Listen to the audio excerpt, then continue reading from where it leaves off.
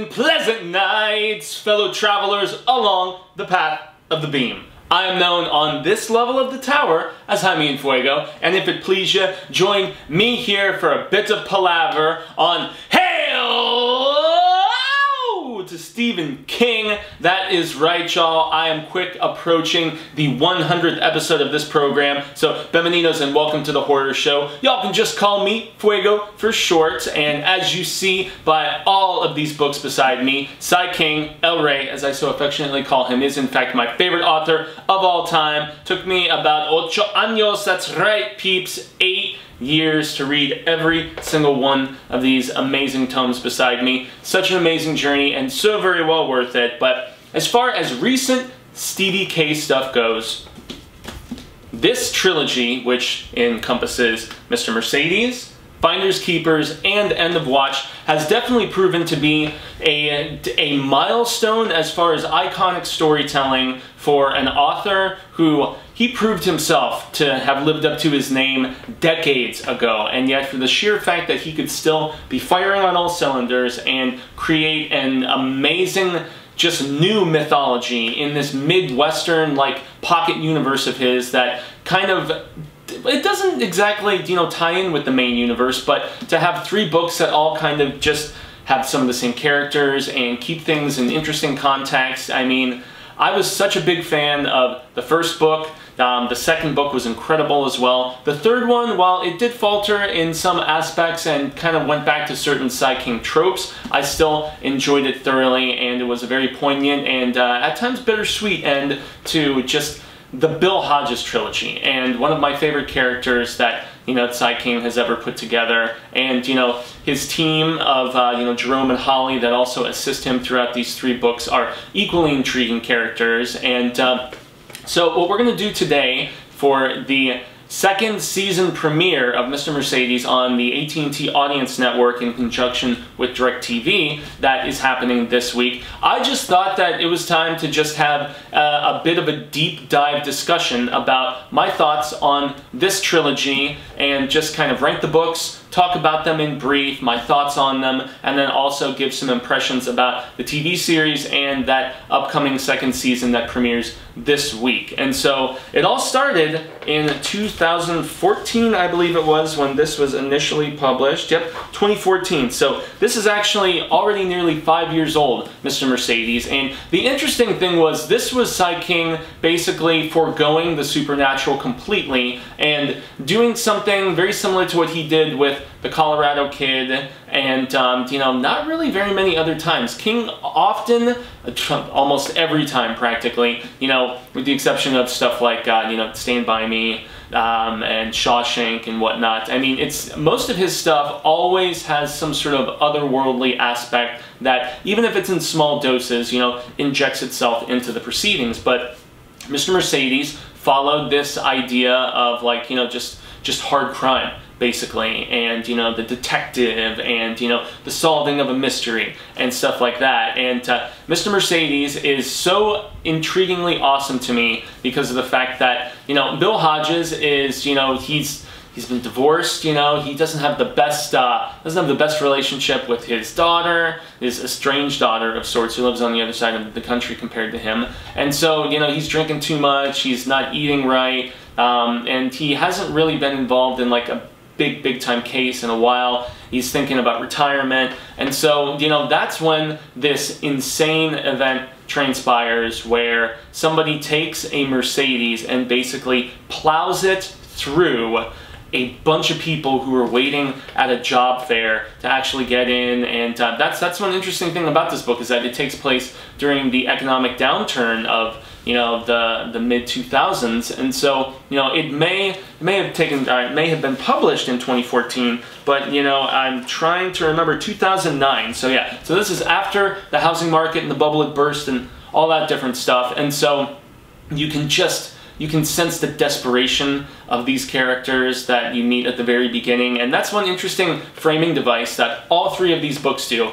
is they take a different perspective at the very beginning of each book of people who were terrorized and in some cases killed at the very beginning of our story, which is, you know, when this incident basically goes down. And so, yeah, you see different perspectives, and you see, you know, different people waiting in that line, and how everything is kind of like a ripple effect, and how that all goes down. And so, after this has happened, this insanely, you know, horrible, just really gruesome event, especially in the way that it's described, you have Hodges basically start to get antagonized by this Brady character, and it's just a very fascinating cat and mouse, the way Hodges, you know, slowly amasses his team of Jerome and Holly, you know, Jerome being the kid who cuts his grass, and, you know, Holly being a, oh boy, gosh, I know she's a family member. I'm trying so hard to recall because it's been a few years since I've read this now. I believe she is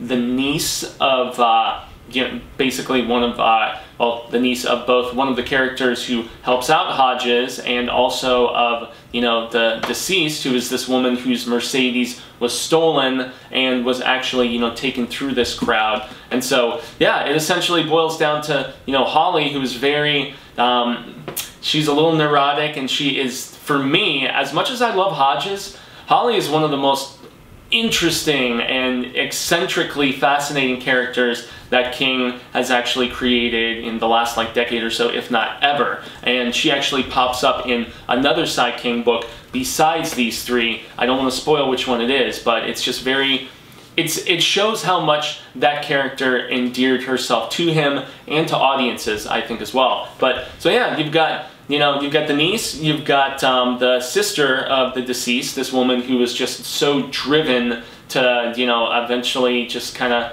yeah, she was just overcome with guilt, and, you know, she's dead at this point after, you know, just everything that she had to deal with, knowing that her automobile was used in such a horrible just catastrophe, this massacre basically, and her guilt kind of ate her alive. And so her sister and, you know, Jerome, the, you know, kid who helps out Hodges with, you know, some yard work and whatnot, and then, you know, Holly, the niece, they all team up to go after this guy. And, you know, Brady has a very fascinating story in and of himself, too, you know, for the sheer fact that he has this super creepy relationship with his mother, and, you know, he works at this electronics store. He has, like, just one friend who is, you know, this man, she's like kind of a, you know, recluse herself, you know, and they're cool, but they're not like super close friends or anything either. And so, I mean, yeah, Brady is obviously supremely troubled. I mean, if he's going to do something like this, you know, how could that not be the case? And just their back and forth on the internet and through letters and all this different stuff. It's just, as Hodges and his team are trying to avert this big time, you know, just even larger scale event that Brady is trying to orchestrate at this concert, that it's like a boy band concert or something. But yeah, this book is the one that started it all. It formed the basis of the predominance of the first season of you know, Mr. Mercedes on the AT&T Audience Network, as I mentioned. And so this actually, though, I have to say, and this is going to shock a lot of people, this is actually my number 2 in ranking these books. Yeah, seriously. An unpopular opinion, I would imagine, so come at me if you disagree. This is a damn good book. I love Mr. Mercedes, but I gotta say, I love this one more. Yes, and provided that doesn't fall down, I'm gonna tell all of you why. So, Finders Keepers is really considered by many the odd man out in this trilogy because of the fact that despite having, you know, Hodges and Jerome and Holly working together, you know, Jerome in a lesser capacity, but because he's off to college and whatnot, this one, with the exception of pretty much one scene and maybe another, like, well, one like slightly longer scene in the book, but, you know, and there's like another sprinkle here or there, and there's just some references to the events of the first book. This is honestly one that I feel like a lot of readers could dive into it and still enjoy the hell out of it without having read Mr. Mercedes. Now, that's not to say that you won't get a ton more enjoyment out of those little references and those nods and, you know, some of the continued, I guess, character development and whatnot, especially with the Holly character, how far she's come between that book and this book, and just coming along with Hodges and everything. It's really fascinating to see how their dynamic has improved and how they become closer and just how the teamwork has come into play. But yeah, Finders Keepers is my favorite in this trilogy for the sheer fact that it deals very deeply with literary obsession. And after we get, you know, the framing device of the father of what kind of becomes our main character, which is this young kid, and how he gets permanently disabled from being there at the job fair and getting run down, doesn't die, but, you know, he's like he's got a messed up leg and he can barely walk for a long time and whatnot. And it shows the ripple effect of how that just messed with, you know, the father's relationship with his son and the wife, and, you know, finances and all these different things and stuff. And so, but the literary obsession really boils down to the fact that there is this writer who has a series of books that he has written, and there's apparently a long-lost other volume which is merely in manuscript form, and that this supremely obsessive fan decides, like many decades before, to break into this author's house and try to steal it because he needs some sort of redemption for this character in this series of books that he identified with so deeply. And you know, he's like, you can't end it on that, you can't end it on that. And so he breaks into this author's house, and the author in turn gets killed. He goes to jail for, well, prison, I should say, to be specific, for decades. And he basically, after stealing these manuscripts, he buries them, and then when he finally gets paroled and is about to get out, he's like, okay, it's time for me to finally read these, and my hidden treasure is, you know, finally gonna just, you know, I've waited so long for it, but all of this time was well worth it. All the horrible things I had to do in prison were well worth it because of the fact that I'm finally gonna get to reconnect with this character from this series, from my favorite author. Sounds very similar. We're sensing a lot of life imitating art, imitating life, and all that. And, you know, I think that an author like King, yours truly included, his stuff is so dense and his characters are so well developed that he really easily elicits and incites not just fandom but fanaticism. And there's that interesting borderline of fandom becoming fanaticism, and I would like to say that I straddle the line pretty damn well, you know, especially with my obsessive coverage here in the show. I mean, nearing 100 episodes of Hail to Stephen King, my god. What have I had to talk about? Well, when your author has like 60-something books and, you know, he's been prolific for over 40 years, I mean, yeah, you got time.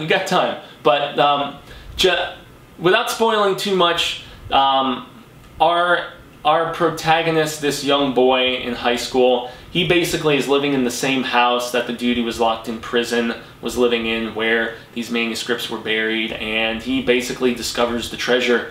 And when this guy gets out, he figures out that it was this kid, goes after the kid, and in turn the kid turns to Hodges and, you know, the Finders Keepers, which is basically, if I recall correctly, the name of this private detective service that, you know, Holly and Hodges are running at this particular time.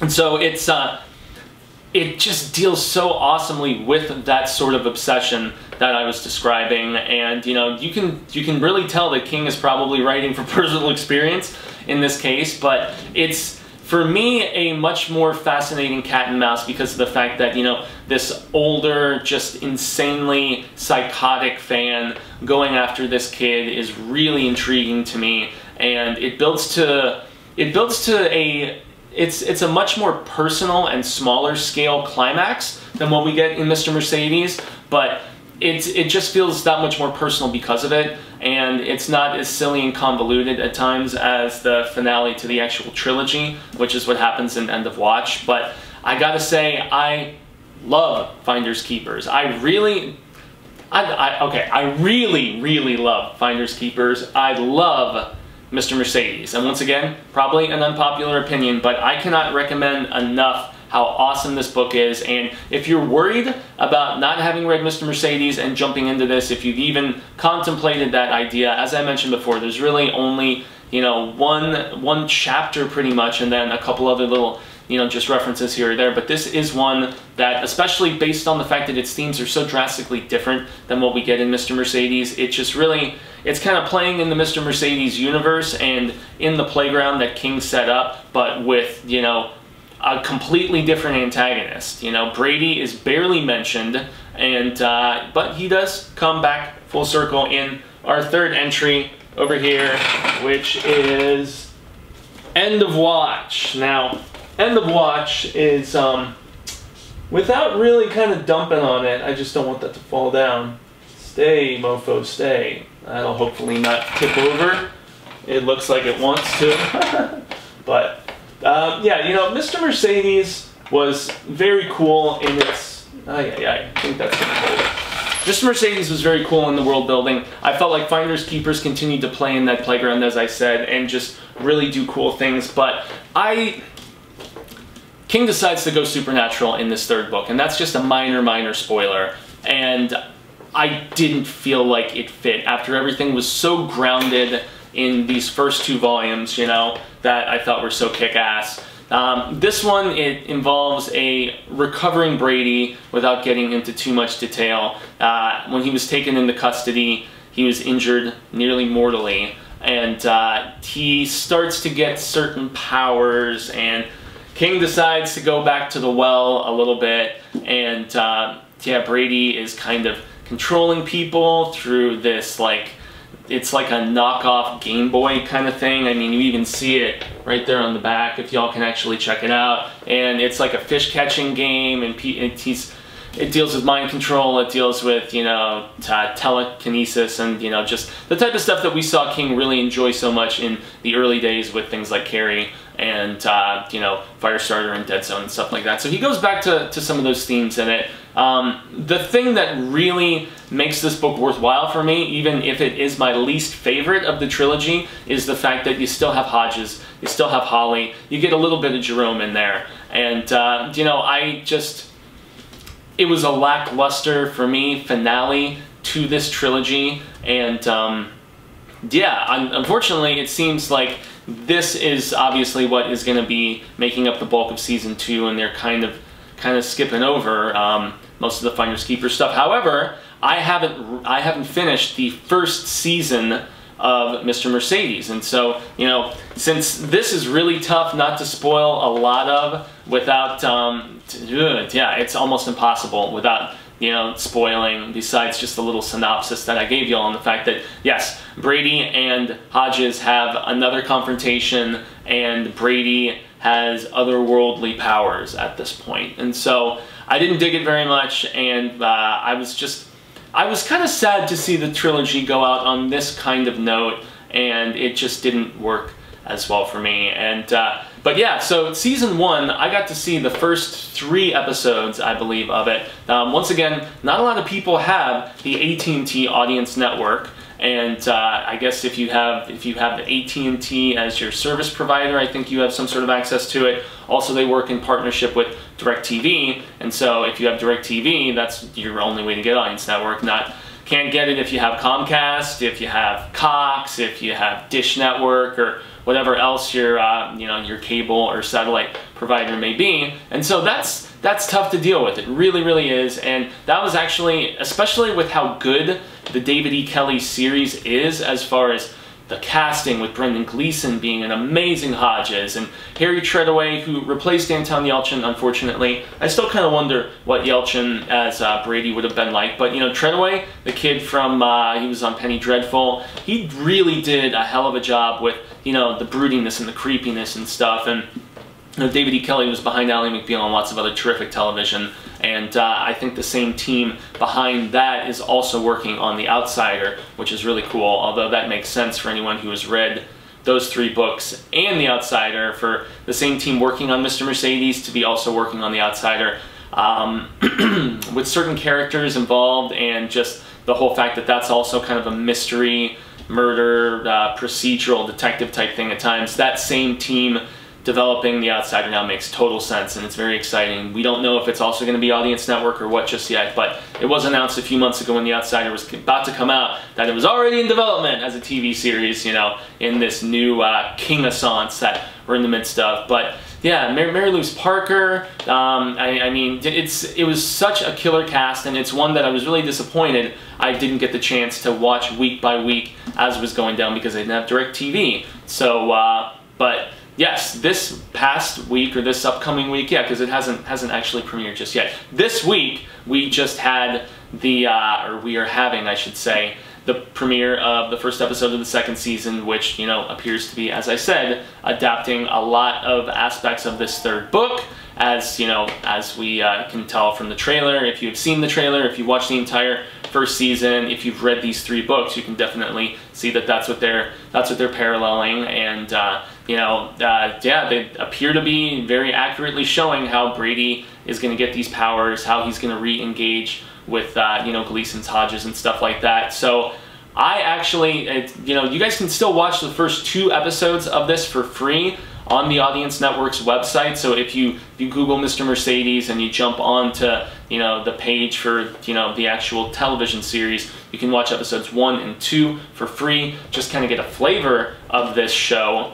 And what I am going to do is, I noticed that there's a current promotion that DirecTV has something called DirecTV Now. And DirecTV Now is where you don't even need a satellite dish to have access to different tiers, and you just stream everything either through your computer or through a compatible device like Amazon Fire Stick, or, you know, on your phone, something like that. And they have a current promotion where you can get, as opposed to spending like 30 something a month, I think it is, you can get a discounted rate for 3 months and get DirecTV Now for 10 bucks a month for 3 months. And so my plan, just to give all of you some insight as to what I'm intending to do, is to sign up for those 3 months, because that will essentially get me through the entire season, and I can watch it week by week.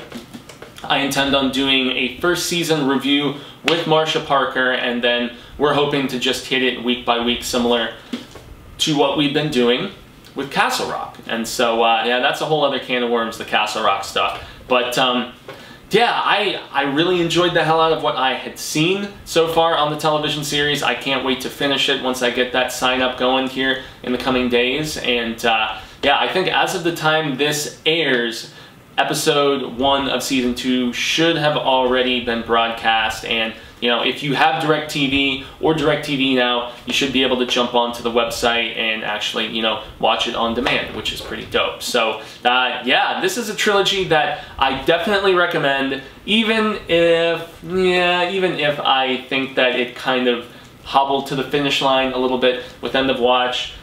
Mr. Mercedes was kick-ass. I loved Finders Keepers. Perhaps it won't be for everyone, but I loved Finders Keepers. Love the hell out of Finders Keepers. And, you know, End of Watch is still definitely worth a read, especially if you've gone through the first 2. You have to see what happens with Hodges and his crew, you know, as they have this final, or is it, you know, confrontation with Brady, you know, the main antagonist, at least of books 1 and 3. Although, in a lot of ways, man, the crazy, obsessive, aging book enthusiast from Finders Keepers is just, I don't know. I just thought, man, as you can tell, you get the picture, guys. But also, from what I've seen, gotta recommend the Audience, you know, AT&T DirecTV, you know, network version of this. It's a kick-ass show from what I've seen, and from everyone who I've spoken with, fellow constant viewers and readers and stuff like that, they all say that, you know, the rest of the season was flawless. They do alter a few things here and there, but